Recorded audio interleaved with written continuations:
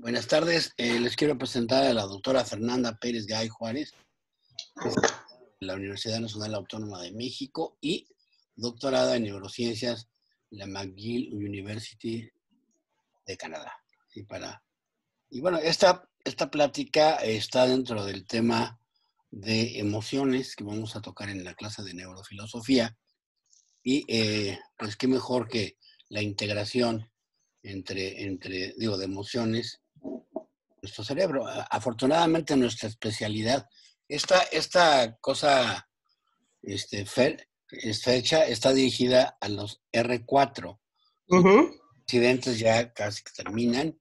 Entonces, la idea que yo quiero que ellos tengan es que vean un árbol, que vean un bosque en vez del árbol, y que vean cómo nuestra especialidad, psiquiatría, pues es una especialidad a la cual uno puede acceder a cosas como el arte, el cine, la literatura, a la política, a la salud pública, porque finalmente pues estamos hablando de una especialidad que estudia la actividad cerebral que metafóricamente llamamos mente, ¿no?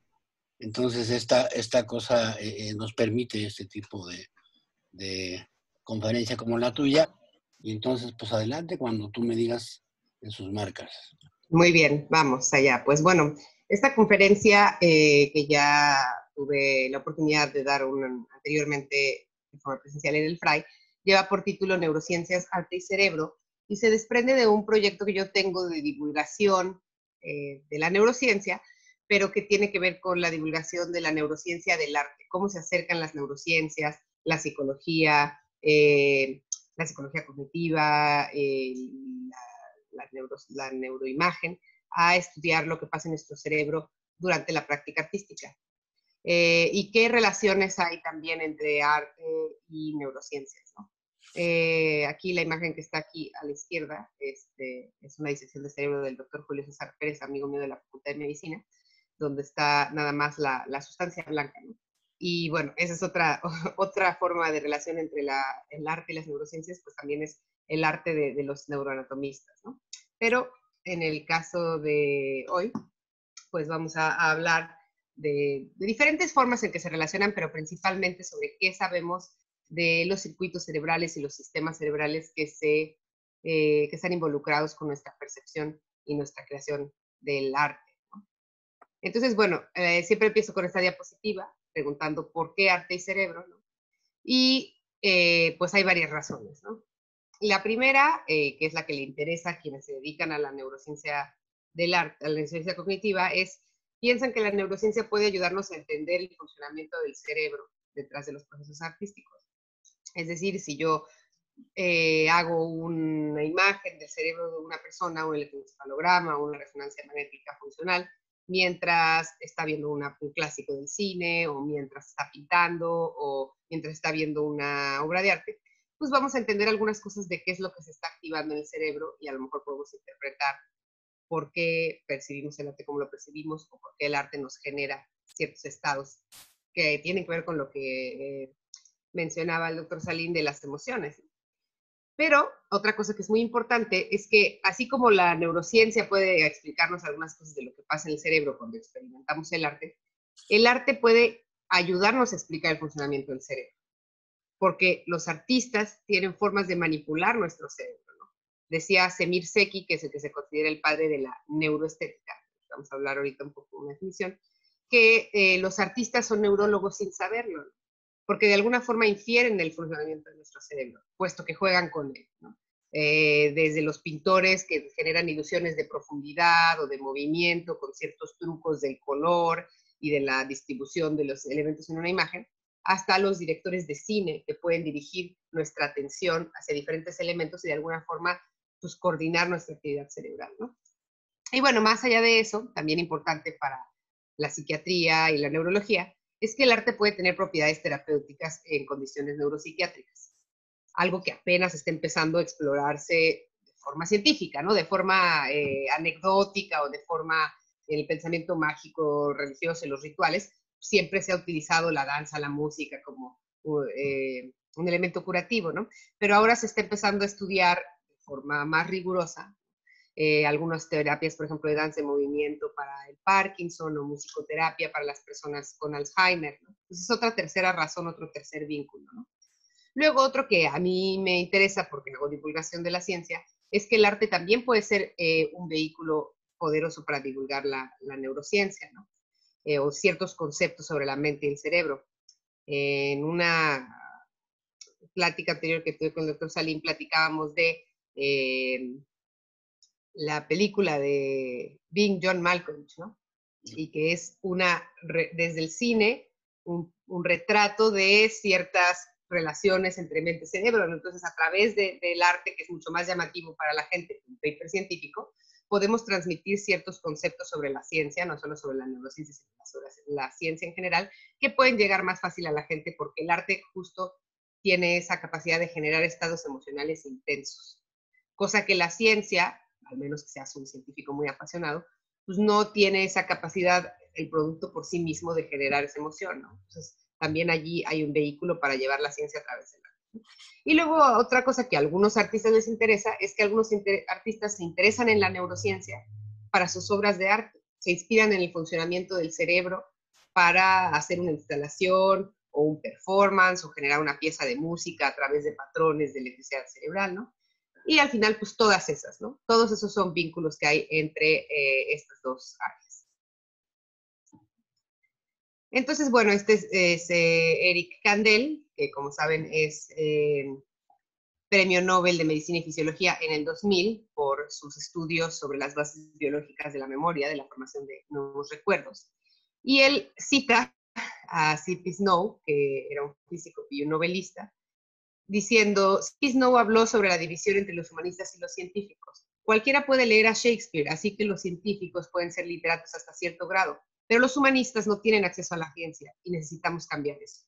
Una manera de hacerlo es encontrar áreas de interés común y empezar un diálogo entre nosotros. Y este es un momento fantástico para embarcarnos en esta empresa, ¿no? Y yo digo, bueno, pues ¿qué área de interés común puede ser más atractiva para hacer un diálogo entre estos mundos de la humanidad y las ciencias que el arte, ¿no? Que todos hemos estado en contacto con ella, todos nos gusta de una forma u otra.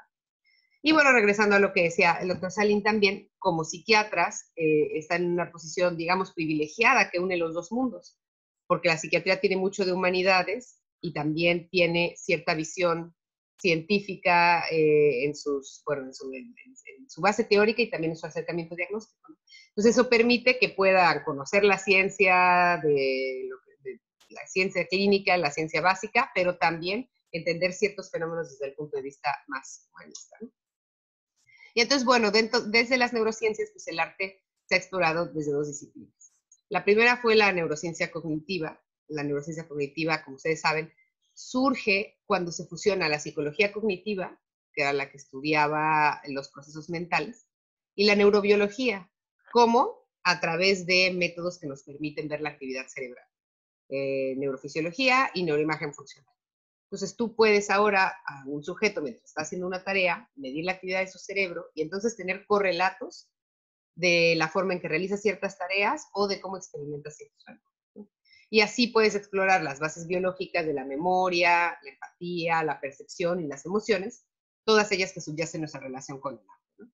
Y como una rama, digamos, de la neurociencia cognitiva, está la neuroestética, que se preocupa por estudiar las bases biológicas de la experiencia estética, ¿no? Esto que nos sucede cuando nos enfrentamos a la belleza en la naturaleza o en el arte. Y que no solo puede ser la belleza, ¿no? También hay experiencia estética relacionada a lo grotesco o a lo horroroso. Pero esta impresión que nos generan ciertas obras de arte, que se conoce como experiencia estética, hay neurocientíficos que se interesan por estudiarla, ¿no?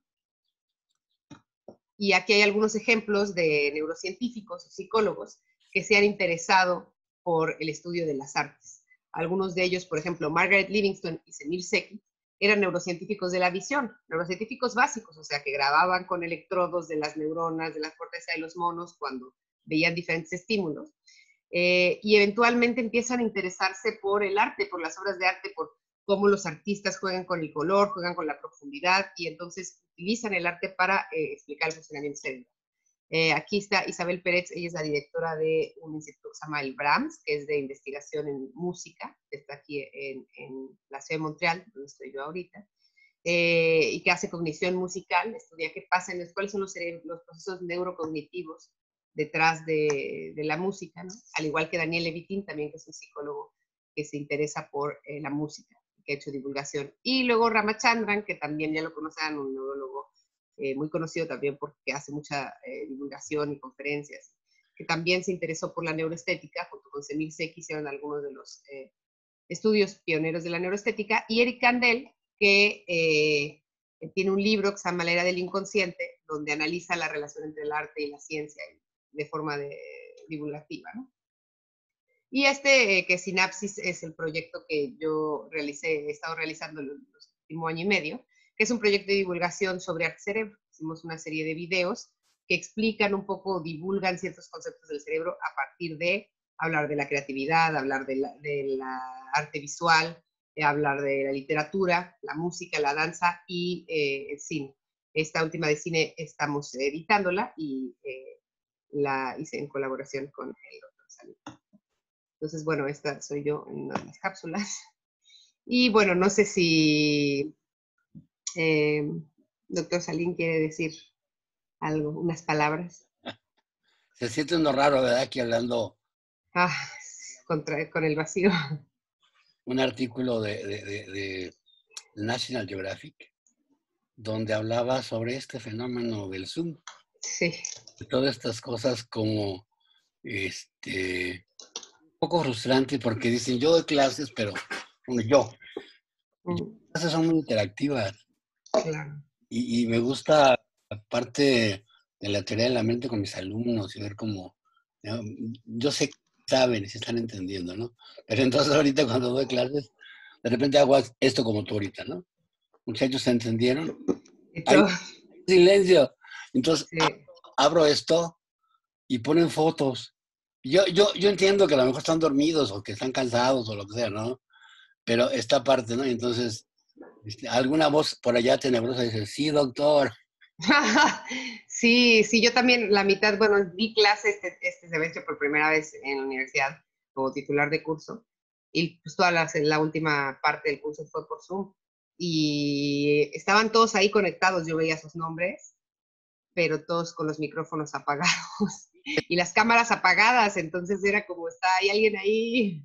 No, y es como un monólogo, ¿no? Bueno, dicho, hay una cosa que es muy interesante. Primero que Eric Kandel es psiquiatra, es un psiquiatra, sí ve que estudiar psicoanálisis, al fin, él venía de esta zona de Viena, donde estuvo Freud, pero de repente las cosas cambiaron un poco. Uno cree que esto es destino, pero no, eso no existe, sino que hay porque tuvimos una clase, unos temas previos de libre albedrío, ¿no? Y entonces de repente él a través de estudiar su caracol famoso, la policía, ¿verdad? Descubrió circuitos interesantísimos para el aprendizaje, ¿no? Entonces es como no estamos hablados como psiquiatras ante los problemas, ¿no? O sea, los problemas, aquí era el aprendizaje, ¿no? Y luego del área del arte, ¿no? Del arte cinematográfica, ¿no? Sí. Que hablabas tú de siendo John Malkovich. Bueno, detrás de esta obra que es importantísima y que mis alumnos ya leyeron y hicieron un trabajo además, están muchas otras películas donde el común denominador de este primero guionista y ahora director es la conciencia, ¿no? Tiene esta película de Anomalía, ¿no? Donde es el síndrome de Fregoli, donde tú ves a toda la gente igual. Y claro, cuando lo ves por primera vez, uno hasta sabiendo que existe este síndrome, no te has dado cuenta de que todos son iguales. O sea, tienes esta resistencia. Mira, yo siempre lo digo con mis amigos cinéfilos. ¿Cuántos de ustedes se dieron cuenta la primera vez en El Oscuro Deseo que eran dos actrices? Y había unos que decían, ¿eran dos actrices? Sí. A mí me pasó con la película de Cronenberg, la de Spider. Ajá. Allí que juega, de hecho es una película que habla también sobre la enfermedad mental, ¿no? Sí. Y juega con la idea de que él tiene una mamá y luego él piensa que el papá asesinó a la mamá y hay otra actriz que se vuelve como la novia del papá. Bueno, yo pensaba que era otra actriz y al final de la película me dijeron, es la misma, porque al final juegan con la confusión confusión del personaje, de que en realidad su mamá siempre fue su mamá, pero él se disoció y ya no la reconocía. De Capgras. Exactamente, exactamente, el síndrome de Capgras, y pues y yo, a mí también, yo también lo tuve, porque al final me dijeron, si es la misma actriz, no te fijas, por eso al final te confundes y dices, ¿cuál era la que salió al final? ¿Era la mamá o era la amante del papá que él había como mala, ¿no? Pero, Y al final es la misma, ¿no? Entonces generan estos efectos, que es lo que decíamos, a través del arte tienen esta capacidad para generar esos fenómenos mentales, ¿no? Y jugar con tu percepción. nos pasa a nivel de la percepción, como decía David Hume, tú piensas en la regularidad universal. O sea, no te pasa, pocas veces te pasa que alguien que se llame Fernanda Pérez salga con otra cara. Sí, exactamente. Si hubiera salido y yo, así como que hubiera dudas un ratito, hasta que Claro. hablas o tal, ¿no?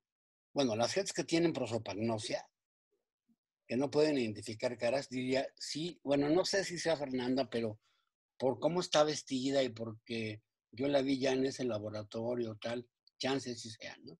Entonces te auxilia Claro. de otras cosas. Mientras que la gente que tiene síndrome de Capgras es al revés. Es igual a Fernanda, habla igual a Fernanda, se viste, pero no es Fernanda. Yo sé que no es. ¿Por qué? ¿Y por qué? Como dice Ramachandras, porque a mí me gustaba mucho la Fernanda y no me siento tan atraído. Exacto. Hay algo que ya no te despierta y entonces dices, Él dice que es la amígdala, ¿no? sí, sí, sí. Es creo que una falta de conexión entre La la amígdala. amígdala y los circuitos de reconocimiento de caras, de forma que la misma cara no te despierta la misma emoción y dices, acá, esa no es mi mamá. Cuando yo veo a mi mamá siento amor por ella, cuando yo veo a esta persona, no, este es un Él impostor, en ¿no? la conferencia dice, hasta aun cuando fuera mi mamá judía, ¿no? Para hacerlos reír a todos, porque ya ves que las mamás judías son medio cabronas, ¿no? Sí, Bueno, esta parte entonces, como que ahora sí entendemos cómo podemos ligar estos aspectos. Si quieres, exactamente, ¿no? Entonces, bueno, yo, digamos, en el proyecto de divulgación que hice, escogí esos 6 temas que mencioné: creatividad, cultura, literatura, música, danza y cine.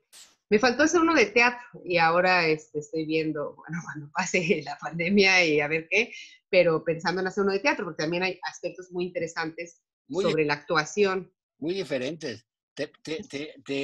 Son más, te involucras más, tú como espectador. Yo tengo una actriz que me ayuda en mis terapias, pues Ujú. puede llorar. Me llegan y dicen, doctor, es que no puede llorar, vamos a hacer un intento. Y si no, digo, bueno, mira, te va a cobrar una lana, pero, y de veras, yo cuando la vi en unos ensayos de una hora, salía yo llorando y dije, no manches, haces lo que quieres con mis neuronas. Dicen, Exactamente, ¿no? Sí, y luego algo muy interesante también es lo que ellos viven, ¿no? De cómo tienen una especie de disociación pasajera o de, no, así, ellos, así me decía Alma Muriel, yo fui, ya murió, lo puedo decir, me fue a ver porque me dice, estoy haciendo una obra de teatro que se llama Magnolias de Acero. Usted la conoce, no, pero lo invito a verla, ¿no? Entonces, la hacía de una mujer, no me puedo bajar, tengo que salir, llego a la 1 de la mañana a mi casa, saco a la perrita, o sea, me tardo 2 horas en bajarme en el personaje. exacto, ¿no? O hay esta película que salió hace poco que es como documental sobre Jim Carrey, cuando Jim Carrey hace otro personaje que no me acuerdo cómo se llama ahorita, Andy Kaufman. No, Ajá.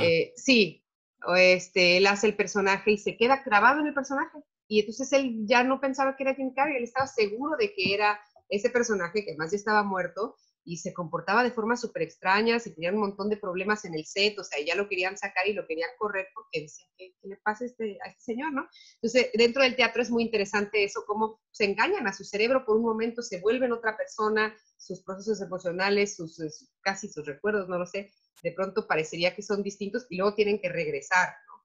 Lo Pero que decía. yo creo que te montas en personajes donde tienes cierta sintonía. Exacto. Paco Ignacio Taibo uno, el Uh-huh.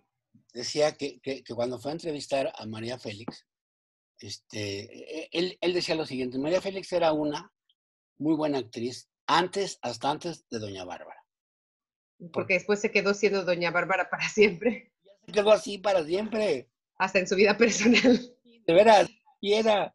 Yo la acabo de ver una película de Buñuel, no muy buena, pero sale y pues está bien bonita y, o sea, sí, se deja yo creo que dirigir por Buñuel, ¿no? Ya después no se dejaba dirigir, era ya, ¿no? Así era Doña Bárbara siempre. Sí, ¿no? Entonces, todos esos procesos en el teatro son muy interesantes, pero bueno, todavía el tema de teatro no lo he abordado en este proyecto de divulgación. Algunos de los que sí abordé, por ejemplo, el primero era el de creatividad y cerebro, ¿no? Y para hablar un poco de cómo los nuevos estudios de neurociencia, que se enfocan en la conectividad, no nada más en que se activa esta área o esta otra área, sino en redes, de gran escala, dan nuevas teorías sobre cómo es la creatividad en el cerebro, ¿no? Porque todos hemos escuchado el famoso mito, que es casi arquetípico, de que el hemisferio derecho es el hemisferio creativo y el artístico y el holístico, y el izquierdo es analítico y racional.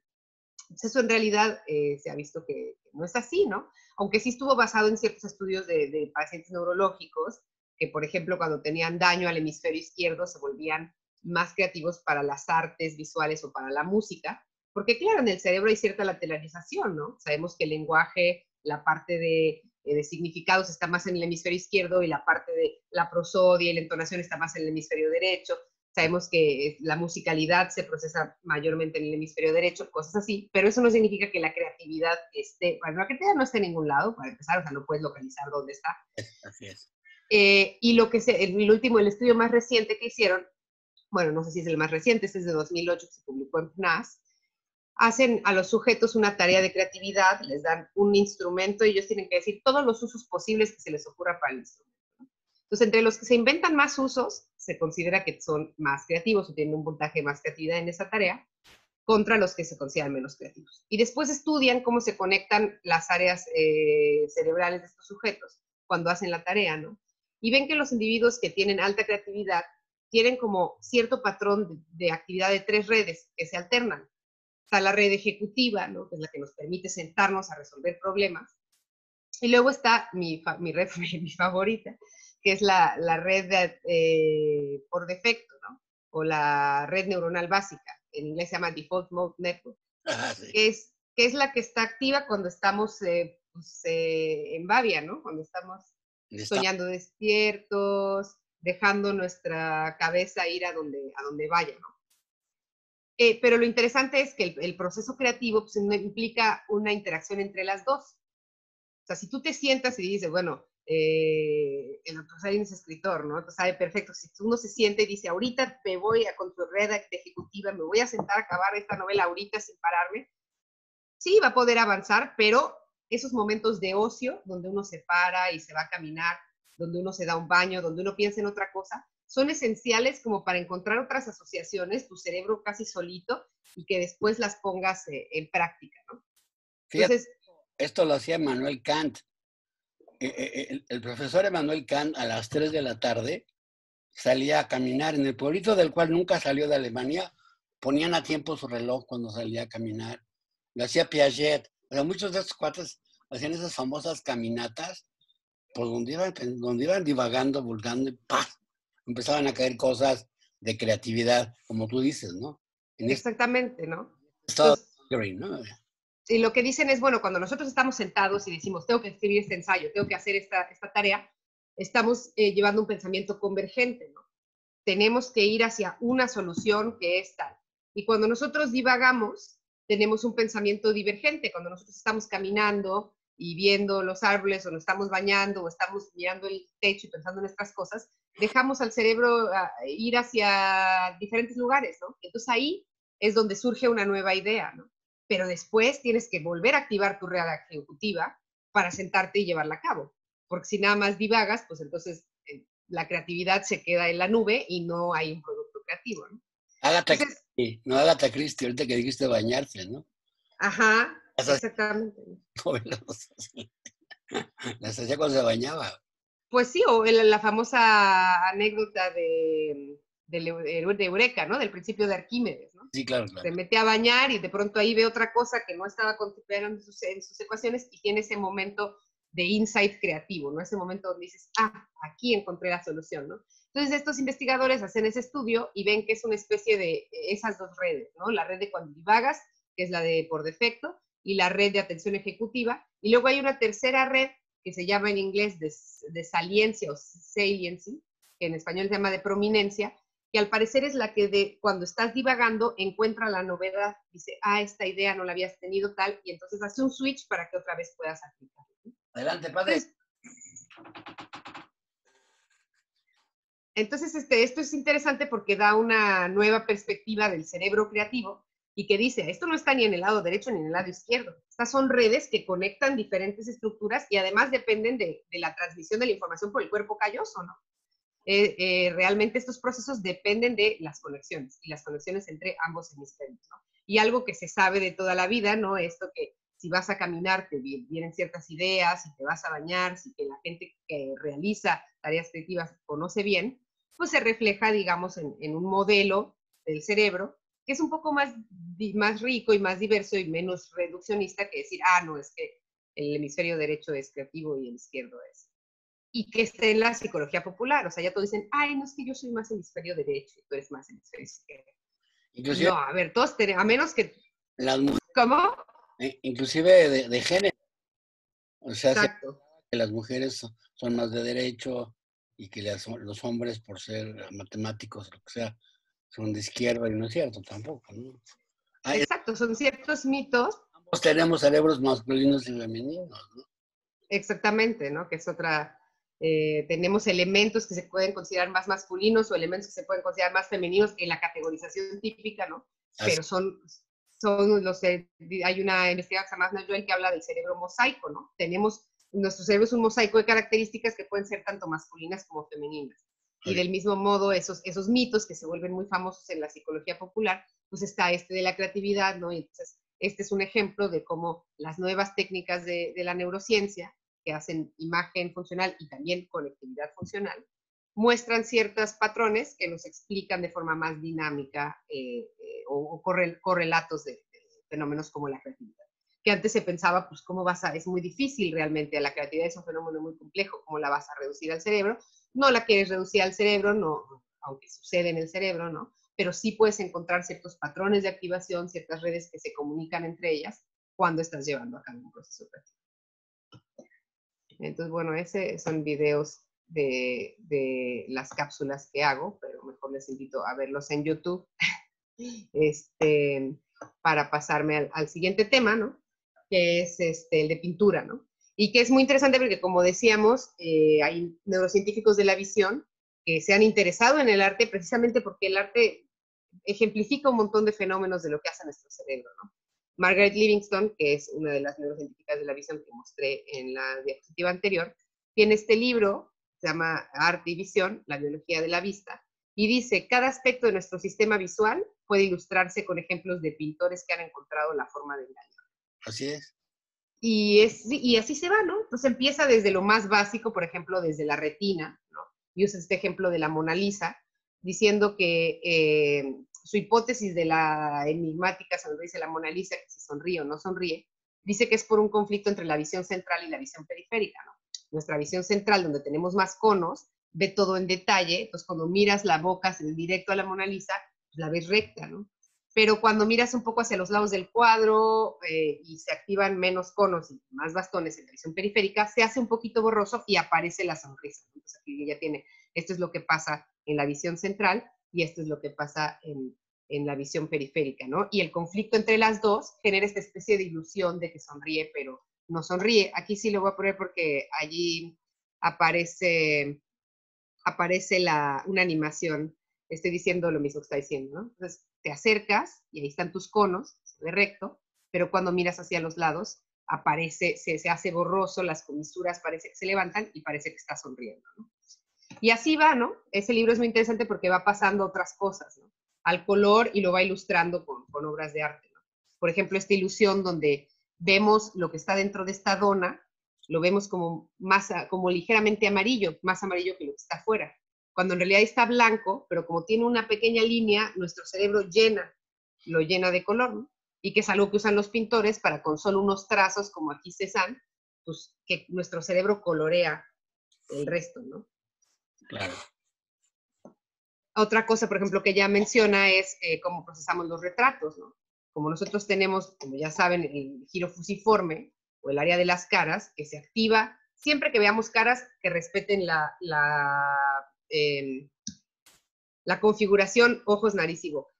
Y de ahí no importa qué tan raros o extravagantes sean, ¿no? Como este retrato de Picasso, que un ojo está de perfil y otro está de frente, la nariz perfila. No tiene mucho sentido, pero sabemos inmediatamente que es un rostro porque tenemos un área especializada. Claro, esto explica, por ejemplo, cómo de repente en las paredes o en el piso del metro, de repente aparecen veladoras, ¿no? Porque la gente dice que ahí está la cara de la Virgen, ¿no? Exactamente, ¿no? Mancha. La famosa pareidolia se llama, ¿no? Cuando proyectamos formas en un patrón aleatorio, nosotros decimos, ay, a mí me pasa que pronto, como me gustan mucho las neuronas, pues ya las veo en todos lados, ¿no? Una mancha de agua y digo, ay, eso parece una neurona, ¿no? Entonces, como que yo creo que no.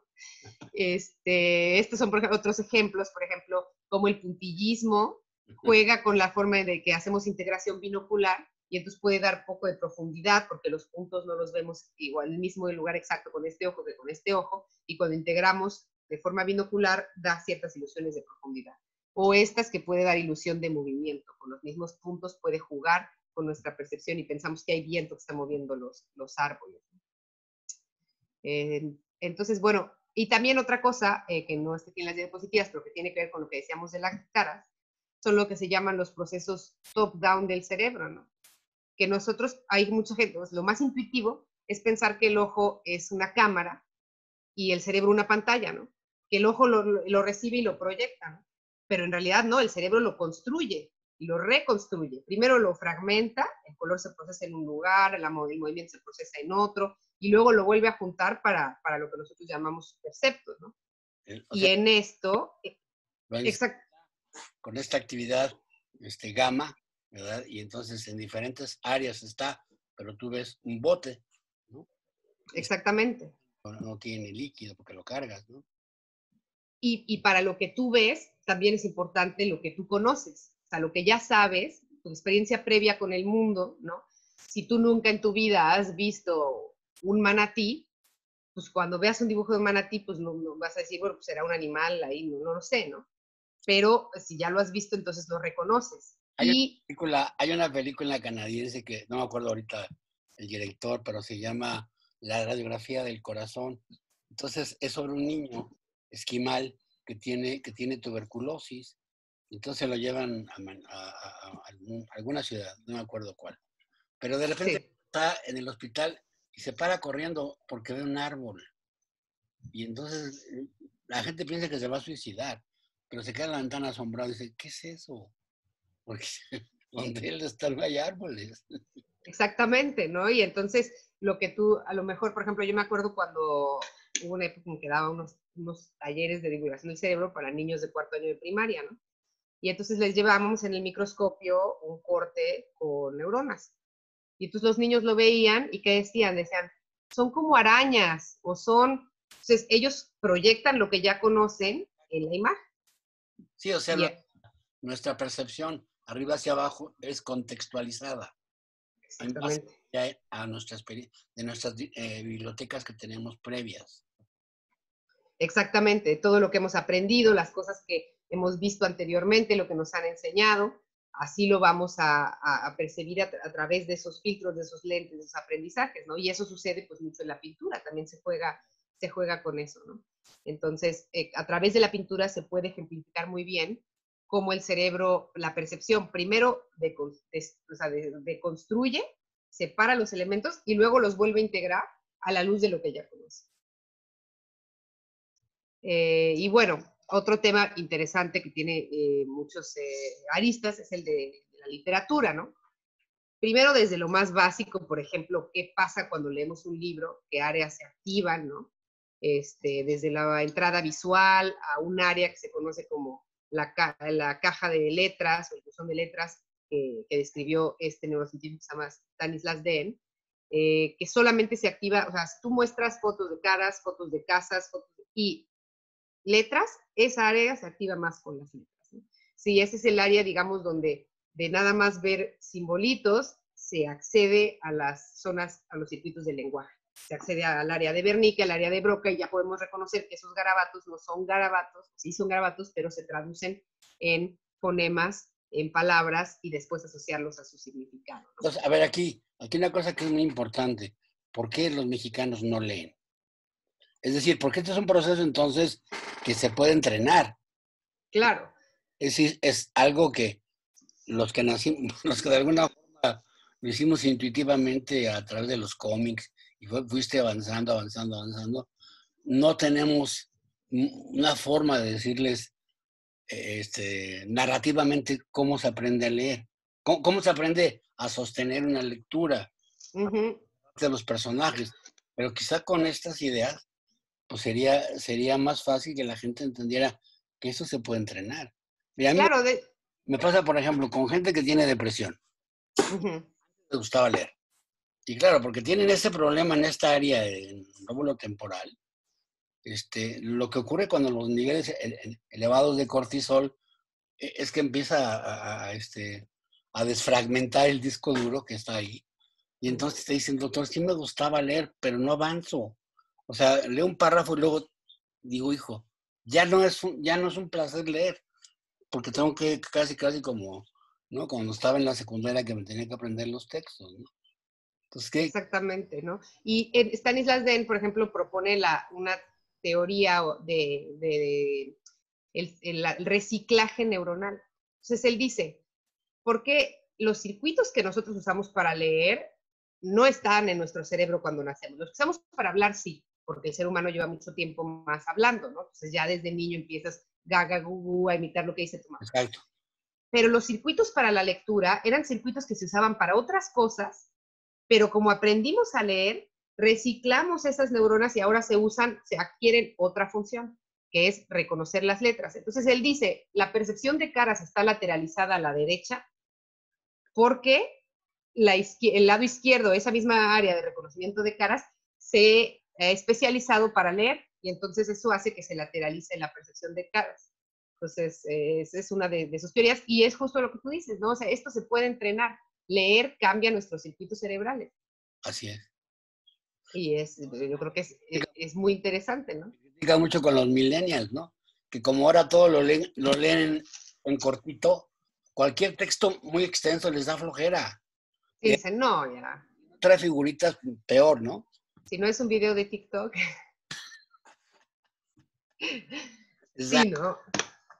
Y luego, por ejemplo, algo que a mí me interesa mucho porque tiene que ver un poco con lo que yo estudié en mi doctorado, que tenía que ver con la categorización, el significado de las palabras, son esos estudios que han hecho de que las palabras, el significado de las palabras no está en una sola área del cerebro, sino está por toda la corteza, ¿no? Dependiendo de la palabra, ¿no? Entonces, si yo digo manzana, se van a activar áreas visuales de recordar de cómo se ve la manzana, áreas del tacto, de cuánto pesa, ¿no? Si a lo mejor un circuito motor de cómo tomo yo una manzana y áreas del sabor, del gusto, ¿no? Entonces ellos, por ejemplo, entonces esto dice, hay quien dice que la literatura se vuelve una especie de simulación de la realidad, porque estás activando ciertos circuitos a través de las palabras que tienen que ver con lo sensorial, con lo motor, con cuando hay, ahorita vamos a hablar un poco sobre la cognición social, ¿no? Por ejemplo, habla de las metáforas y compara las activaciones del cerebro cuando alguien dice voz agradable, decimos, pues se activan lo auditivo porque es voz, ¿no? Y las áreas del lenguaje. Y en cambio, cuando alguien dice voz aterciopelada, se ve que se activan las áreas del tacto, ¿no? La corteza somatosensorial primaria, porque estamos evocando el terciopelo y el terciopelo está codificado hasta cierto punto en nuestros circuitos sensoriales, ¿no? Entonces, eso habla como por eso la poesía es tan sensorial. La poesía a lo mejor no te está contando una historia, pero te está evocando un montón de sensaciones y de patrones de movimiento. Muy particulares, o sea, muy individualizados, ¿no? Exacto, porque usa ciertas imágenes además que no son convencionales. Los poetas tienen esta capacidad para decirte a través de ciertas imágenes y son impresiones sensoriales, ¿no? Es una serie de impresiones sensoriales. En donde utilizan el lenguaje para formar imágenes. Exactamente, ¿no? activando estas áreas sensoriales, motoras, ¿no? Del tacto, auditivas, a través de la palabra. Y esto mismo que decíamos de que por eso la literatura se puede considerar una especie de simulación. A estos Keith Oatlick y Kiri Castano tienen estudios que dicen que leer literatura, sobre todo novelas, donde tienes interacciones entre personajes, te mete un poco a la mente del personaje y las interacciones con los otros personajes de la novela, genera simulaciones sociales, simula mundos sociales. Entonces tú estás leyendo y te involucras con el personaje y te cae bien o te cae mal, y te conmueves con sus interacciones, cuando se enamora o cuando se equivoca, dices, ay, ¿por qué hiciste esto? ¿No? Entonces te involucras con el personaje y simulas en tu mente estas interacciones, ¿no? Entonces han hecho estudios donde con tareas de teoría de la mente, han visto que la gente que lee más ficción tiene mejores capacidades de teoría de la mente. Ah, mira. Lo cual, pues bueno, tiene cierto sentido. ¿Por qué? Pues porque han ensayado un montón de situaciones, de interacciones del personaje. Yo lo que utilizo es esto como semiológico de los pacientes. O sea, por ejemplo, un paciente con ansiedad, le digo, ¿usted lee? Sí, le gustan las novelas de terror. No, no puedo leerlas. Las de suspenso, jamás. Pues, ¿por qué? Pues, ¿por qué no? O sea, mis niveles de ansiedad son tal que no me permiten este tipo de aproximación, ¿no? Exactamente, ¿no? La gente, sobre todo mujeres, ¿no? Les gustan, yo no sé por qué, pero es un sesgo de género, les gustan las novelas románticas, ¿no? Igual las películas, ¿no? Las de mucho amar y no poder, que yo, así es un género que yo he bautizado, como los puentes de Madison y cosas de esas, ¿no? Lo que el viento se llevó. Los de mucho amar y no. A las mujeres las entusiasman esas películas, ¿no? A nosotros, Claro, y es... a los hombres nos da diabetes mellitus, que a la poca... Sí, ahí hay otra relación que también habíamos mencionado alguna otra vez que conversábamos sobre el cine, ¿no? A través de las prácticas artísticas de la gente también se puede hacer una cierta semiología de su personalidad o de sus trastornos, ¿no? Así es. Entonces... Yo hago eso. Sí, es muy interesante, ¿no? Y bueno, a mí esto de que leer genera en nuestro cerebro una simulación de la realidad, me parece muy interesante porque, claro, leer es una forma de viajar, de conocer otros mundos y otras personas que nunca vas a conocer en la vida real. Y ahora estaba reflexionando con todo lo que ha pasado con la pandemia y el confinamiento. Pues hay muchas cosas que no pasan por la virtualidad, ¿no? Que son difíciles de realizar en la virtualidad. Por ejemplo, bueno, todo lo que tiene que ver con danza, teatro, con lo presencial, con dar una clase, con la interacción. Pero lo verbal es algo que sí se conserva relativamente bien en lo virtual. Claro, no estoy diciendo que no sea lo mismo tener un libro en las manos, tener la experiencia del objeto, pero las palabras son capaces de transmitir ciertos estados sin tener necesidad de la presencialidad o de la fisicalidad. Sí, fíjate que eso, por ejemplo, una de las obras que, que ha costado mucho trabajo llevar al cine es la de Juan Rulfo, ¿cómo se llama? Esta, ¿no? Juan Rulfo. Pedro Páramo. Pedro Páramo. Cualquier aproximación que hacen se queda corta o se queda como los zombies hablando entre sí o cosas así raras, ¿no? Es tan fuerte la metáfora que hay ahí que hacerlo visual estorba. Exactamente, ¿no? Hablábamos un poco como de la poesía, es como si intentas hacer un corto de un poema. Así es, porque es la palabra la que lleva todo. Exacto, la que tiene ciertas activaciones en el cerebro aquí y allá, que genera ciertas impresiones, ciertas representaciones, ¿no? Y que cuando lo pones si es una historia más narrativa, pues a lo mejor sí, ¿no? Pero cuando tiene todo este componente más metafórico, más etéreo, la palabra te genera esa sensación. No sabes lo que es. Yo no sé, cuando leí Pedro Páramo, no me imaginaba, o sea, escuchas las voces, te imaginas como, no sé, fantasmas hablando, algo que no se puede ver, ¿no? Sí. Y cada quien se lo imagina un poco como quiere, ¿no? Y también eso pasa a veces. Un libro que nos gusta mucho y luego vemos la película y decimos como, ay, yo me lo imaginaba diferente, ¿no? Yo nunca leo, yo primero leo y luego veo las películas. Exacto, ¿no? La historia interminable, yo me acuerdo que Fujur se llamaba, que era el mascota, amigo, transporte del personaje, y decía que era un dragón con escamas nacaradas, y en la película era un perro gigante, ¿no? Como que ¿no? te habla un poco de eso, ¿no? La palabra simula la realidad y cada uno la simula desde su propio cerebro. Entonces, cada quien cuando lee un libro accede a cierto mundo a través del lenguaje, ¿no? Es muy difícil, mira, yo de los directores de cine que están connotados como que sí hacen buenas películas, está un alemán que se llama Volker Schlendorf. Uh-huh. Hizo una parte de Busca del Tiempo Perdido, Swan. Uh-huh. Y de veras que le dices, no mames, sí está igualita. O sea, Dile que sí. más cosas, ¿no? Pero poquitos hacen eso, ¿eh? Porque Sí. son ambiciosos. O sea, hacen hizo también Las tribulaciones del estudiante Torles, ¿no? Y entonces, sí, como que fue un director, no sé si está todavía vivo, que se caracterizó en la traducción al cine de obras más o menos interesantes, pero sin la ambición de hacer la misma obra, pues, con sus limitaciones. Que eso es lo que se ha también, por ejemplo, hacer Don Quijote, ¿no? La epopeya de uno de los integrantes de Monty Python, no me acuerdo cuál de los que es director. Bueno, son como 10 años que el pobre ha estado tratando de hacer. Ya se le han muerto varios Don Quijotes, ¿me entiendes? Y hay el documental de las veces que ha fallado este cuate en hacer la película. Y es que son estas cosas epopeicas, ¿no? Que no se pueden hacer fácilmente. Exacto, ¿no? Y ahí te habla también como de una especie de característica que tiene la palabra o el lenguaje, ¿no?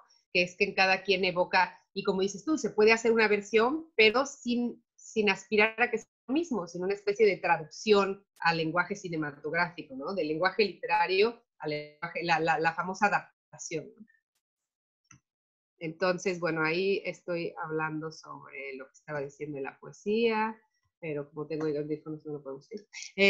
Y otra cosa, bueno, la interesante de literatura y cerebro es, por ejemplo, este estudio que dice que nuestro cerebro tiene ciertos mecanismos de detección de la poesía, aunque se nos hable en otro idioma, ¿no? Entonces aquí traen a personas que hablan inglés y les ponen poesía en galés contra recetas de cocina en galés y ven que ciertas activaciones de la parte auditiva temporal derecha del cerebro de los participantes se activa cuando están oyendo poesía, aunque no sepan que es poesía. O sea, el cerebro lo reconoce por ciertos elementos prosódicos, ¿no? Y este es otro sobre, que se parece a los primeros estudios de la creatividad, que es cuáles son los circuitos que se activan en la escritura creativa en una persona que no se dedica a escribir y en otra persona que sí se dedica a escribir, ¿no? Y viendo que los escritores profesionales ya tienen ciertos circuitos en los cuales los circuitos de la función ejecutiva y frontoestatales están más entrenados para estas tareas. Claro. Y bueno, otra vez, pero... Mira, lo que hace la ciencia a veces es esto, ¿no?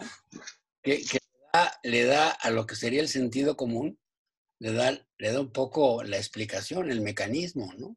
Exactamente, ¿no? Y por eso yo siempre digo, ¿no? Cuando hablo de todos estos asuntos de la relación entre arte y cerebro es, a ver, los neurólogos y los neurocientíficos no le vamos a explicar el arte a los artistas. O sea, todos estos asuntos, ellos ya los conocen desde un punto de vista fenoménico, de la experiencia propia, ¿no?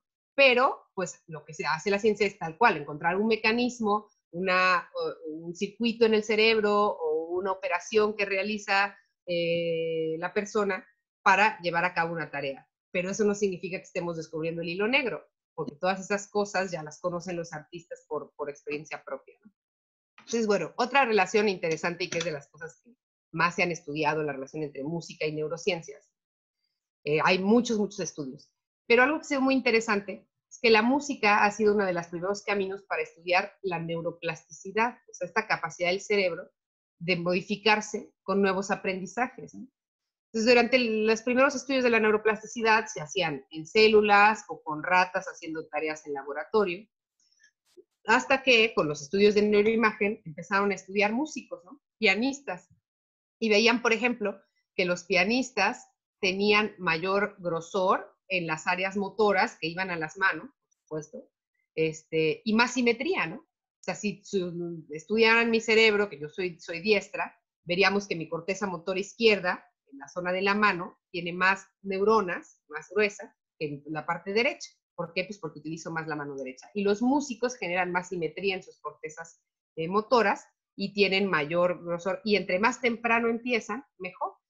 Más grosor en la corteza motora, ¿no? Entonces esto habla de que el entrenamiento musical modificó su cerebro para poder llevar a cabo estas tareas y que hoy en día, si vemos su cerebro, pues vemos estas cortezas motoras más hipertrofiadas, ¿no? Pero, pues sí, como... Además sería un muy buen modelo para hoy estoy oyendo hablar, para estudiar este potencial de preparatorio, ¿no? De readiness potential. Porque estos cuates están tocando dentro, ¿no? Tienen la música, está dentro de ellos. Y claro, lo interesante es la plasticidad, la posibilidad, como tú dices, de simetría en ambos hemisferios. Porque tú dices mano derecha y mano izquierda, pero mano derecha y mano izquierda están en diferentes movimientos totalmente. Y pueden ir en diferentes ritmos, ¿no? Eso es algo que, o sea, los pianistas están haciendo una cosa con esta mano y otra diferente con esta, ¿no? Así es. Y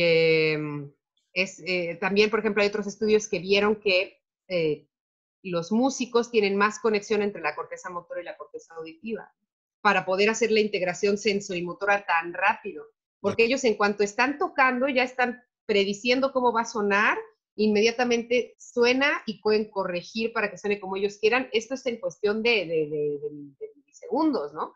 O sea, antes de un segundo ya están haciendo toda esa integración porque si no, no podrían tocar de forma tan rápida, ¿no? Entonces, esta es otra de las cosas que han visto, la integración motora auditiva y también tienen integración auditiva y visual, ¿no? Los que no son, o sea, si fueran ciegos, no, obviamente, pero entonces todas estas cosas dice, pues sí, el cerebro se aprende a comunicar diferente para que tú puedas hacer esta tarea que es tan específica y tan refinada, ¿no? Y entonces la música se vuelve un modelo para estudiar la plasticidad cerebral, ¿no? Entonces este es el estudio clásico de Robert Satorre, que también está aquí en Montreal, él es argentino de nacimiento, y que hace muchos estudios de música y cerebro, y que dice, él propone la música como un marco teórico para la plasticidad. Cómo puede cambiar, generar cambios en la estructura del cerebro, en la función del cerebro y en la conducta.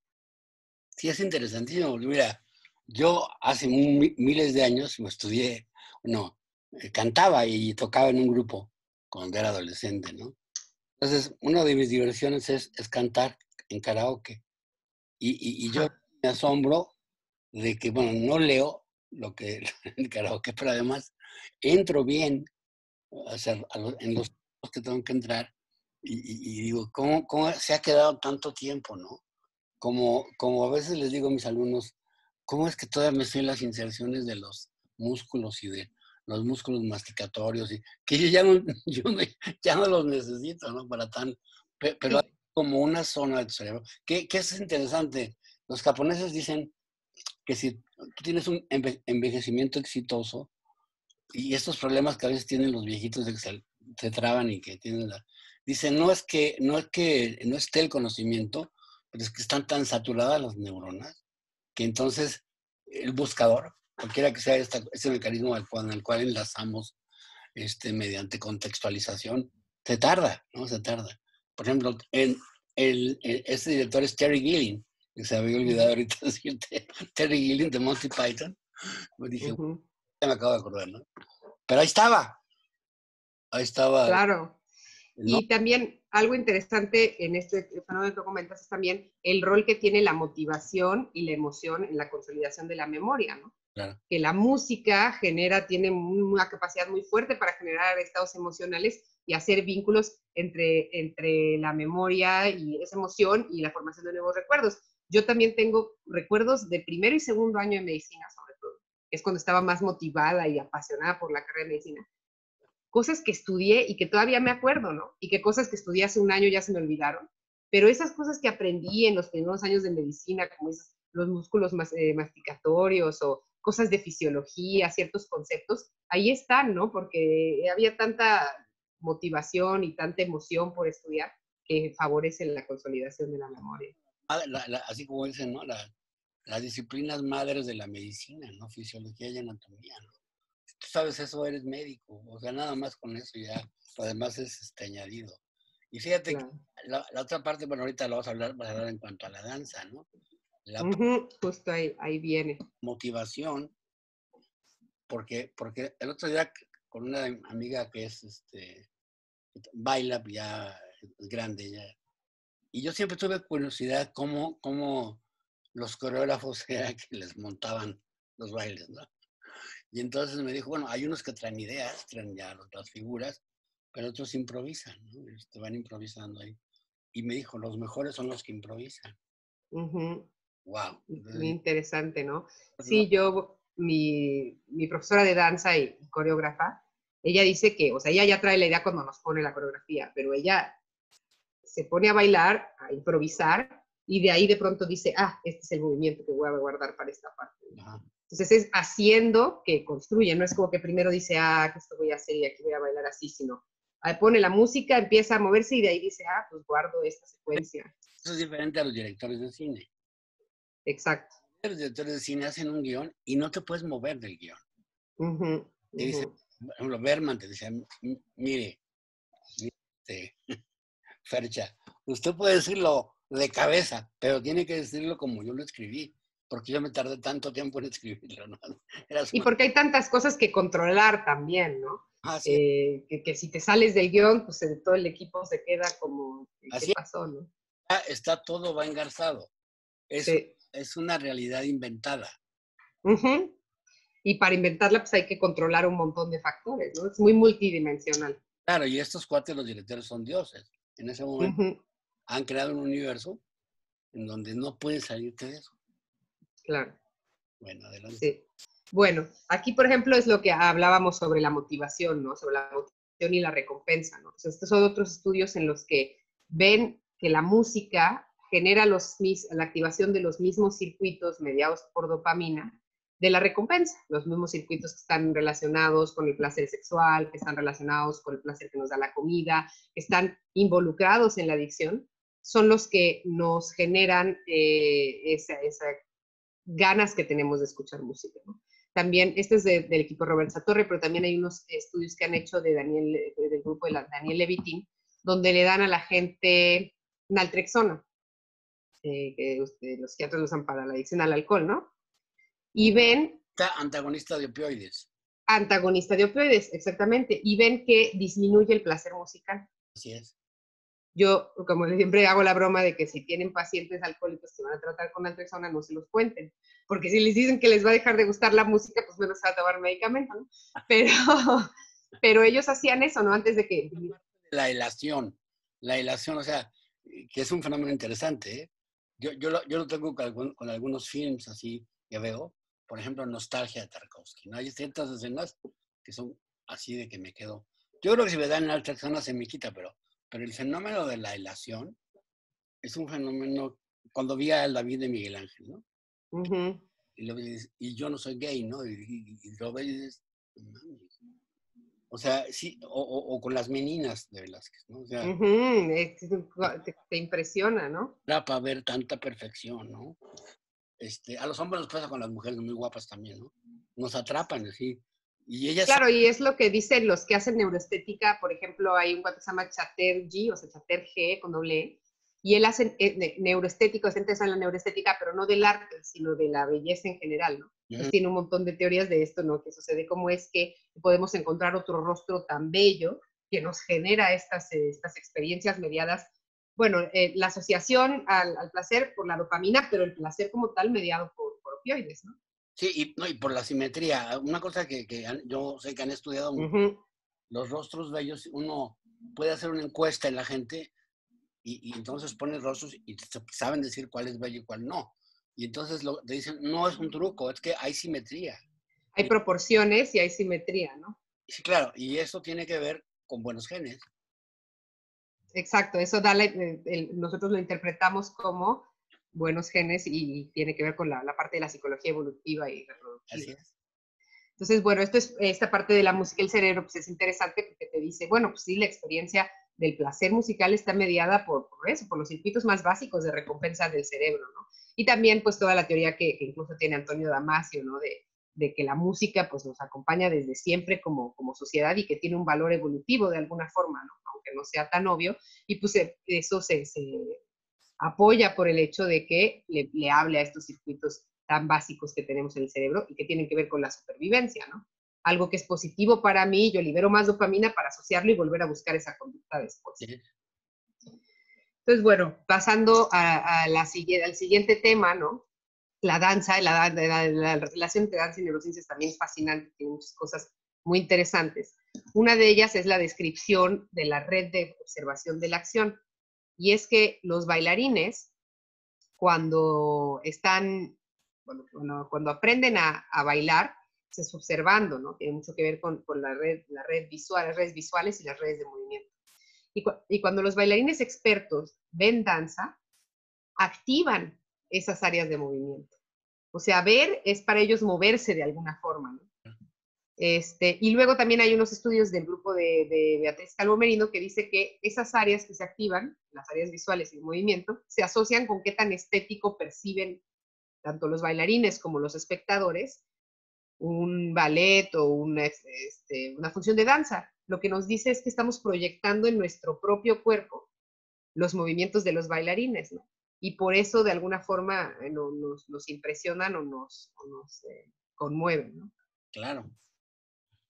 Y el otro aspecto muy interesante de las neurociencias y de la danza es el fenómeno de la interocepción, ¿no? Que como saben es esta capacidad para interpretar los estados que vienen de nuestras vísceras, nuestros estados hormonales, ¿no?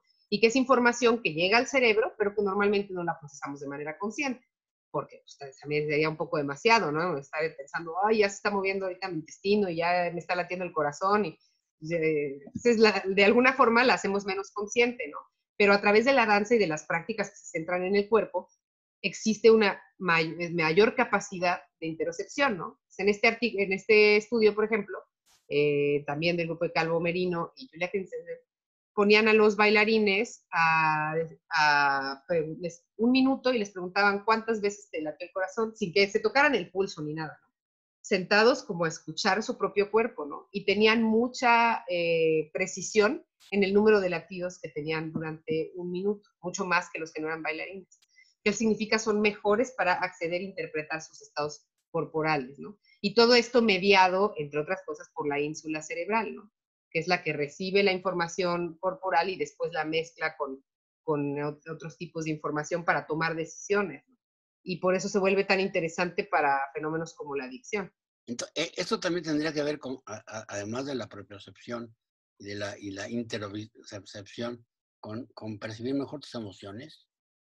Sí, ¿no? Porque, bueno, esto es parte del sistema límbico, ¿no? Parte de la emoción sucede de forma periférica, ¿no? Y llega a la ínsula y luego nosotros lo interpretamos. Pero la emoción, buena parte de la emoción está sucediendo de forma periférica, ¿no? Nos están sudando las manos, estamos sintiéndonos más o menos tensos. Si nosotros ponemos más atención a esos estados corporales, también podemos tener una mejor interpretación de nuestras emociones. Yo siento, por ejemplo, que a veces no ponemos atención a lo que está pasando en el cuerpo, porque estamos muy enfocados en redes más ejecutivas, ¿no? Y entonces no nos damos cuenta que tenemos ciertas tensiones musculares, que nos duele el estómago, que no dijimos bien, no sabemos escuchar a nuestro cuerpo porque no nos enseñan. Muchas veces la educación es muy de la cabeza y resolver problemas, ¿no?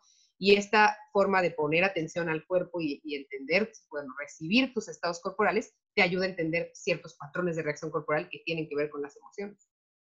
Okay. Y, en teoría, a tomar mejores decisiones, ¿no? Porque la hipótesis, por ejemplo, de Damasio, de los marcadores somáticos, que son estos estados corporales asociados a la emoción que tú tuviste cuando hiciste A o B, pues tomaste una decisión y te salió mal. Entonces, pues tú tuviste una respuesta emocional y una descarga simpática que se sintió en tu cuerpo, ¿no? Y entonces tú guardas esta sensación de cómo se sintió ese error que tuviste, esa decisión mala que tomaste. Y la próxima vez que vas a tomar una decisión, tu cuerpo recuerda ese estado físico de tu cuerpo. Y entonces dices, esto no me late, ¿no? Por aquí no. Lo que llamamos muchas veces la intuición y todo esto tiene que ver con interpretar estos estados corporales y ayudarnos a tomar mejores decisiones. Y eso es algo que está perdido en la gente que tiene adicciones. La gente que tiene adicciones es, a ver, me metí ayer 3 rayas de cocaína y después me sentí, bueno, en ese momento me sentí muy bien, pero al día siguiente me sentí del carajo, perdonando el vocabulario, ¿no? Y entonces tú deberías recordar la próxima vez que te vas a meter coca, que es esa sensación corporal negativa, ¿no? Pero las personas que tienen adicción ya no tienen esa, ignoran, digamos. Sí, ahora mira, yo por ejemplo esto del movimiento corporal lo utilizo mucho para pacientes con ansiedad social, pacientes que tienen miedo a cometer algo, ¿verdad? Al ridículo. La palabra concreta es miedo al ridículo. Más haya entendido, porque tú les preguntas, ¿alguna vez se han reído de ti, se han burlado? Bueno, alguna vez tenía un grupo y les puse unas películas, un fragmento de una película de Charles Chaplin, muda, y nadie se reía, y sí era muy chistosa, ¿no? Para mis estándares. Y entonces cuando se detiene la película, les pregunto qué les pareció, y un arquitecto me dijo, muy confrontativa, ¿no? Y claro, ¿por qué? Porque tú estás haciendo Chaplin, y te están que le pasa a Chaplin, ¿no? Que a uno le da risa, o sea, yo digo, si acá hay una compañera tuya enfrente de ti y te tienes que aguantar para no reírte, pero esto es porque a mí no me pasó, o sea, eso es lo que te motiva la hilaridad, ¿no? Entonces, esta parte de moverte, tuve una experiencia con uno de mis pacientitos que por alguna razón tuvo que darse de baja momentáneamente de la Facultad de Medicina. Y entonces le dije yo, perfecto, la vida te ha puesto en una situación donde podemos dedicarnos un año a que te desensibilices de las cosas que te molestan de exponerte.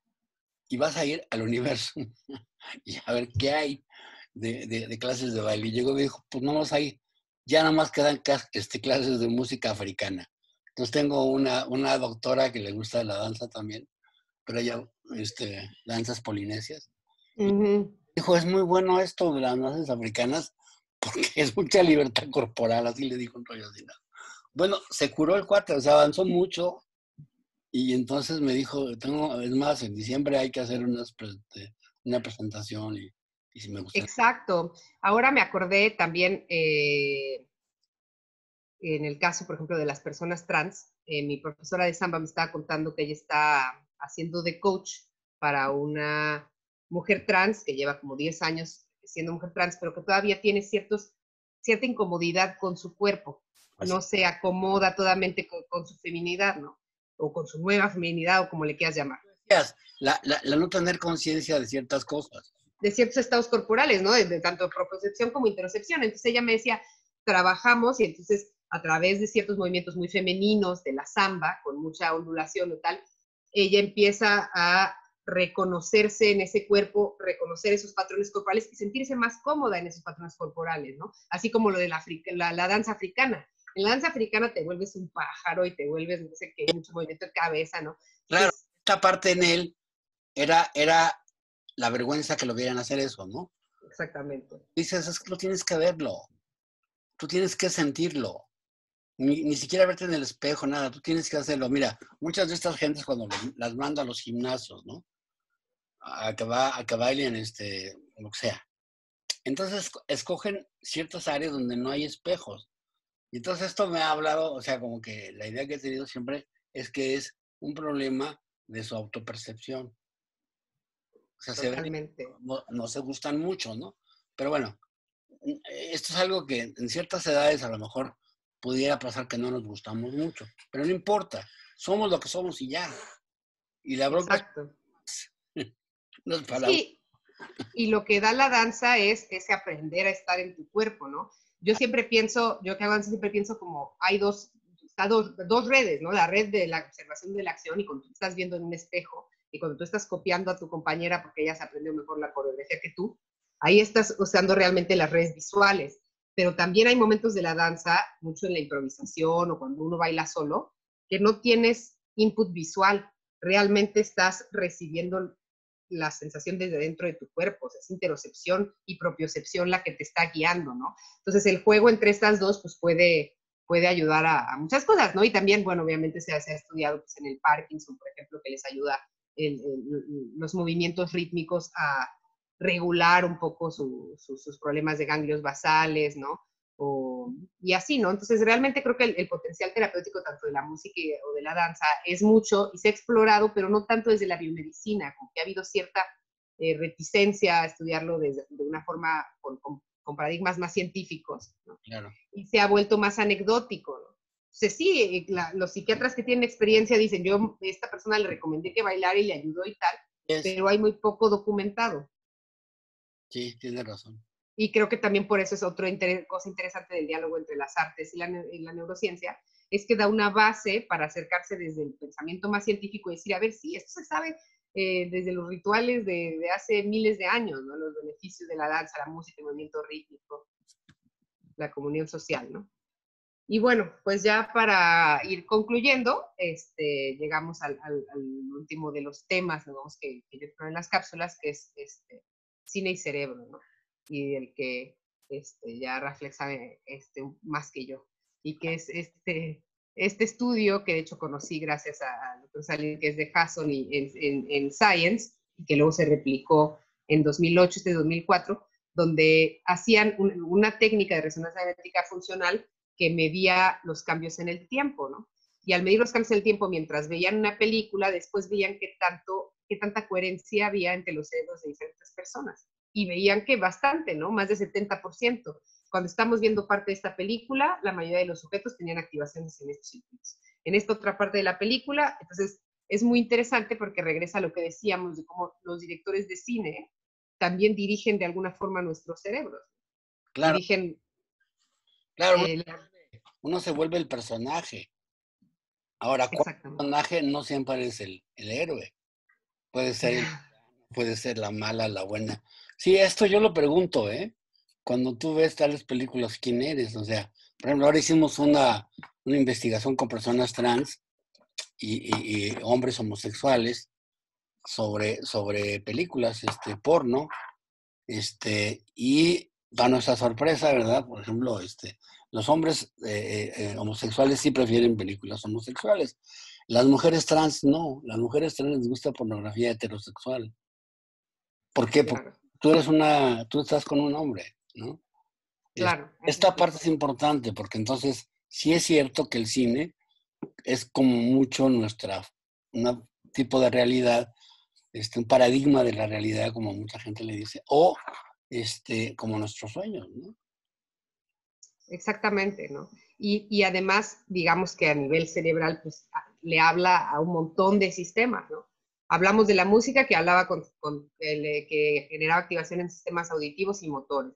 La danza, visuales y auditivos y motores, ¿no? Y tal. Pero el cine, pues activa un poco todo. Motores, bueno, la de observación de la acción, porque no te estás moviendo cuando vas al cine, o sí, pero todo lo demás, o sea, tienes entrada visual, tienes entrada auditiva, tienes interacciones sociales en los personajes, ¿no? Lo que hablamos de la literatura de la simulación social, también sucede en el cine, pero de forma más real, ¿no? Porque tienes más sentidos activados. Y es otra cosa, otra de las artes o de las prácticas que también resiste hasta cierto punto la virtualidad, ¿no? Porque el cine ya está hecho y si lo ves desde, o sea, no es lo mismo verlo en el cine con otras personas que verlo solo. No, para nada. Para nada. Pero en el confinamiento, pues yo puedo ver una película directo en mi computadora, ¿no?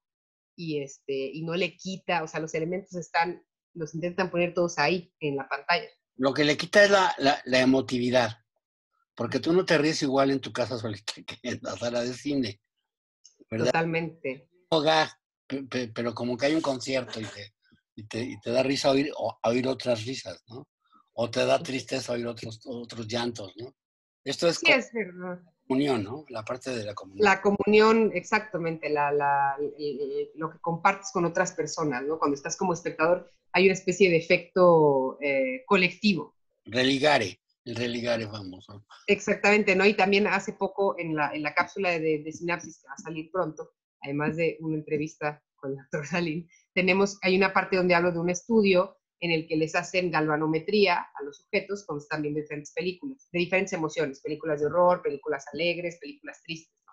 Y ven que sus reacciones periféricas de la piel, el sudor y la activación del sistema simpático cambian cuando están viendo la película con otras personas en el cine a cuando ellos están viendo la película solos, aunque sea la misma película que genera la misma emoción, ¿no? O sea, no estamos comparando la película triste con la película alegre, la misma, pero, y depende de las personas también, decían, las personas, hay ciertas personas que tienen mayor reacción cuando están con otros, y hay otras que no, hay otras que tienen mayor reacción cuando están solas, ¿no? Entonces regresamos a lo que decías de la semiología a través de eso, ¿no? A lo mejor los extrovertidos necesitan un poco de esa... Esto no lo sé, esto no lo dice el estudio, no mide rasgos de personalidad. No, sí, yo le llamo ir con el changuito terapeuta, ¿no?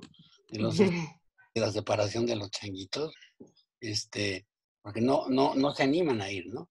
Pero sí, y aquí también se aplicaría el que tiene horas de cine. El que tiene horas de cine versus el que no tiene horas de cine, ¿no? Horas de cine estás viendo más. Estás como el pianista que ve a otro pianista. Eres más experto, sí, tienes... Viendo más y luego además tenemos el vicio de volver a verla muchas veces, ¿no? Y entonces ya te estás deteniendo en ciertas cosas. Sí, esta parte, lo que proporciona el cine en general al cerebro, sí, es como los sueños. Si estás teniendo, digo, ese es el éxito del cine, que estás teniendo un tipo de sueño que puedes controlar en muchos sentidos. Ahora con la tecnología de stream o DVD y ese tipo de cosas, y puedes analizar. Por ejemplo, yo hay películas muy violentas que no las puedo ver de corrido. Sí, sé que tengo que verlas. Por ejemplo, ahorita estaba viendo, sí te dije, ¿no? La serie que tú me dijiste de este cuate del Jeffrey Epstein. Ajá, que la tenía que ver por pedacitos porque no aguanta. Y no es que veas desplazamientos. No, el gore no me poca. Yo ver el gore sí puedo. Sí puedo. Porque Pues sí, como médicos también tenemos mucha exposición al horror, ¿no? Entonces ya no nos genera tanto... ¿ves que es de neta que estos cuates se hacían estas cosas? ¿No? Sí, a mí yo vi el primer capítulo y la sensación, ahora sí, la impresión emocional que me dejó fue terrible. Yo dije, sí, voy a ver el siguiente capítulo, pero en 2 semanas que se me pase esto, porque qué ansiedad y qué horror. Mira, vi otra serie de una que se llama de una monja asesinada,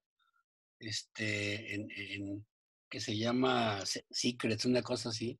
Pero bueno, es el cinismo de la Iglesia Católica, ¿verdad? Que sigue cultivando, la monja quiso denunciar a un grupo de sacerdotes que eran pederastas, ¿no? Y matan. Entonces esto, bueno, son varias generaciones. Y sí, realmente tienes que parar. Yo no la veía de corrido, ¿no?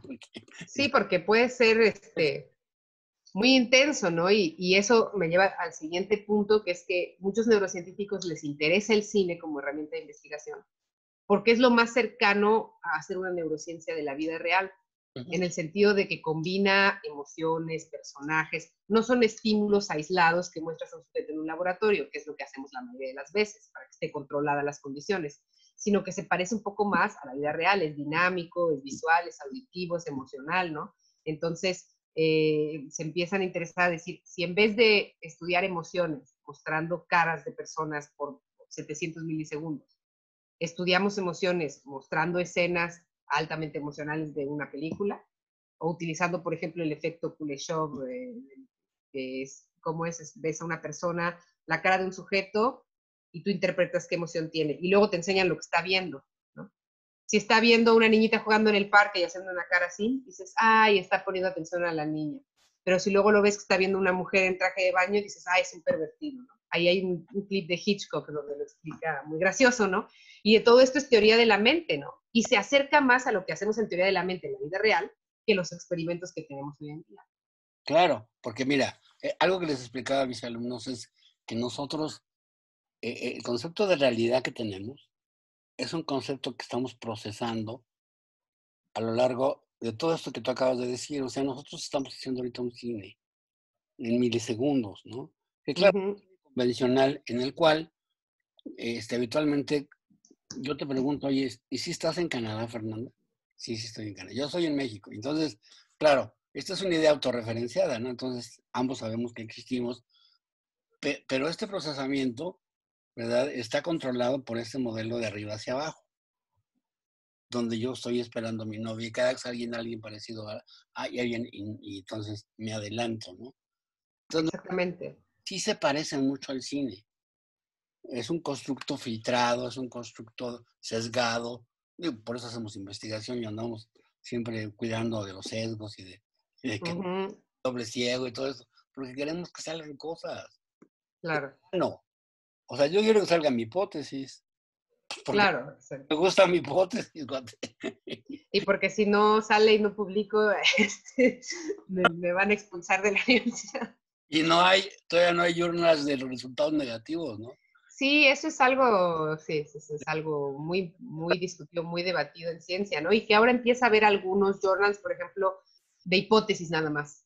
Entonces tú metes tu hipótesis así como está y luego, a lo mejor después, si haces el experimento, ya publicas los resultados, porque entonces, ¿qué es lo que hace mucha gente? Tiene una hipótesis, su hipótesis no le salió, pero nadie sabía cuál era su hipótesis inicial. Entonces toma sus resultados y dice que tenía otra hipótesis de algo que sí salió positivo y así lo publicas, ¿no? Exacto.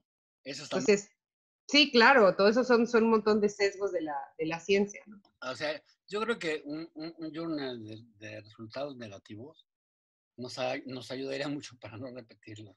Exacto, para no volver a hacer ese experimento en el que voy a gastar dinero, tiempo, esfuerzo, poner ahí mi corazoncito y que a lo mejor va a salir cuando alguien ya lo hizo y ya. ¿Sabes qué? Creo que es más salud. Mira, vean cómo ya sabe estornudar. El COVID. No le sale, Fernanda. A mí me regañaba un profesor del Instituto Nacional de Nutrición, Mis un hijas, endocrinólogo.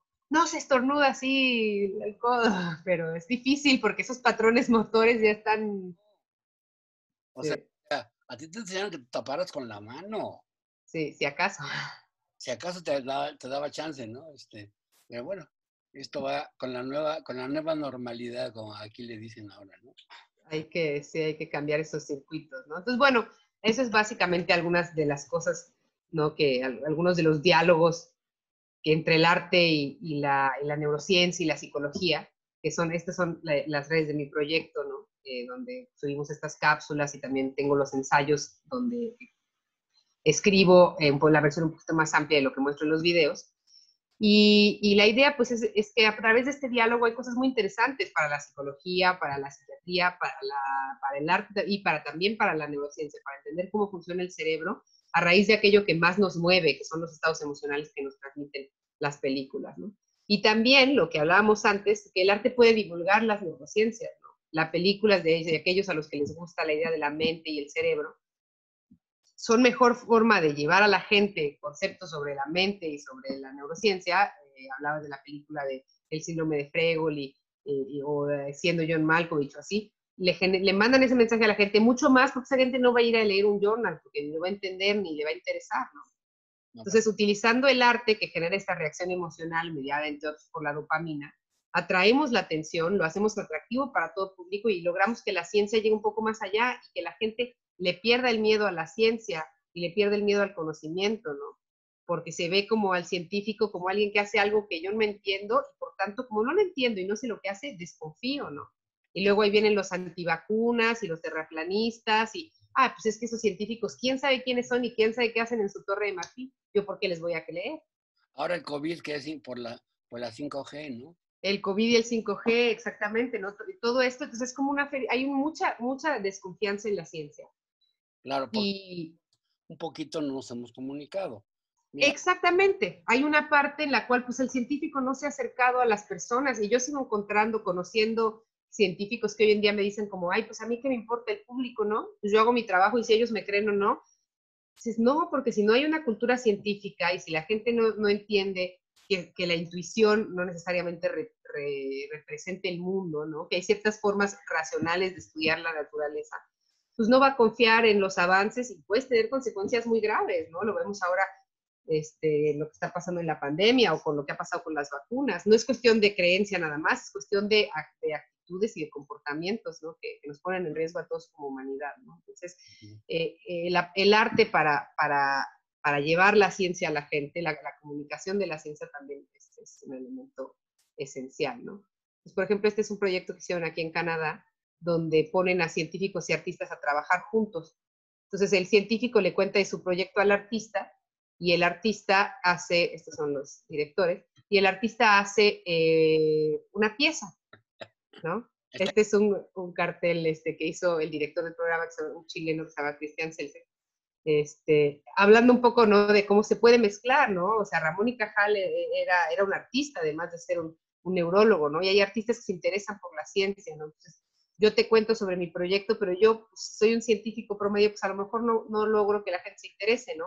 Pero tú como artista armas unas piezas, las expones y la gente dice, órale, ¿qué es eso? Es bonito, me llama la atención, y así pueden aprender y comunicar conceptos científicos, ¿no? Y ahora de moda los dijes de moléculas. Exactamente, sí, o de neuronas. Yo tengo una neurona, mis áreas de cerebro también. Oxitocina y luego le digo, esa molécula que es, ay doctor, oxitocina, no es en lo que usted trabaja. Bueno, pero nunca la había visto en un cuello. Exacto, sí, tampoco la tengo ahí, no estoy proyectándola en todos lados, ¿no?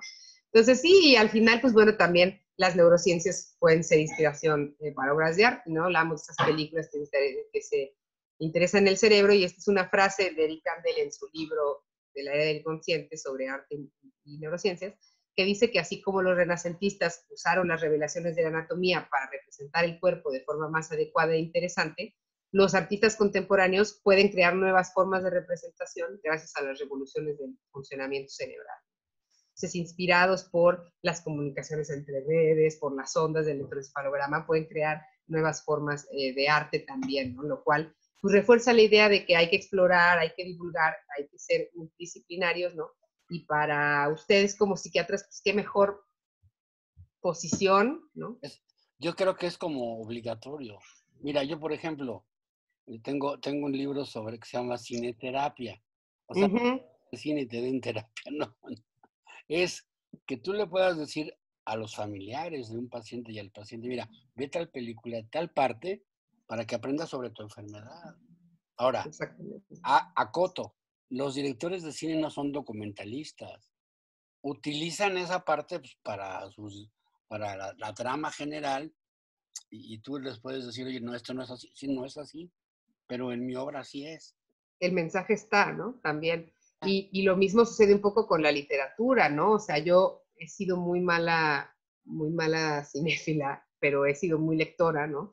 Y en muchos libros he encontrado en novelas y tal, es una especie de terapia, una especie de reconocerte en las palabras de otro, en otras historias, en otros mundos, otros imaginarios, ¿no? Pero ciertos consejos, ciertas formas que dicen, no estás necesariamente solo en lo que estás viviendo, ¿no? Te puedes reflejar en la experiencia de otros que tienen el talento para reflejarlo en su obra de arte de una forma artística y que le llega a mucha gente. Eso es cierto. Yo ahora he leído 2 libros sobre impostores. Mira, uno ahorita de Javier Cercas, que se llama El impostor, ¿no? Sobre este sujeto que decía que había estado en un campo de concentración y que, digo, de como 90 y tantos años ahora, ¿no? Y pasó mucho tiempo disfrutando ser veterano de un campo de concentración hasta que lo descubren, ¿no? Entonces lo que le importa a él es por qué. O sea, no está psicótico ni delirante ni nada. Entonces la trama del libro es esa, ¿no? Primero, se le dificulta escribirlo, pero alguna vez en una comida, casa de Vargas Llosa, le dice a Vargas Llosa, es que este sujeto es un personaje de tus novelas. Y eso le intriga mucho, porque dice, ¿qué habrá dicho este cabrón? ¿Habrá pensado que yo soy un impostor como escritor? Javier Cercas. Y otro es un sujeto suizo que me interesó mucho porque tiene un libro sobre Philip K. Dick. Philip K. Dick es el de Blade Runner y todas estas series.